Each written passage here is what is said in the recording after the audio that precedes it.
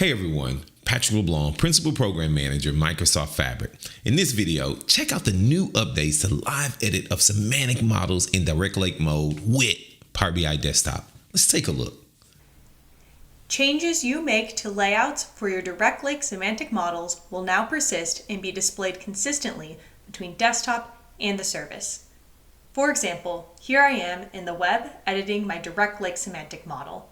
I chose to make a new layout called Web Layout, which I added 2 table cards to.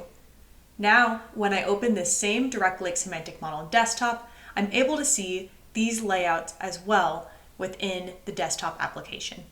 I can even make a new layout within desktop that will be persisted in all of my future direct link modeling sessions in web and desktop.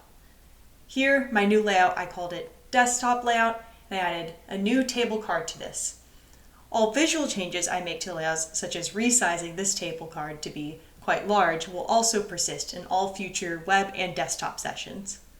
Opening this direct link model in the web, I see this new layout that I created in desktop, including all visual changes.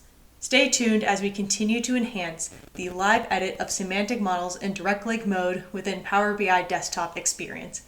You can see our documentation for more details, including limitations. Wow, what a great video. If you have any questions, comments, you'd like to see more demos about Power BI, you know what to do. Post it in the comments below. If this is your first time visiting the Power BI YouTube channel, hit that subscribe button. And if you like this video, give me a big thumbs up.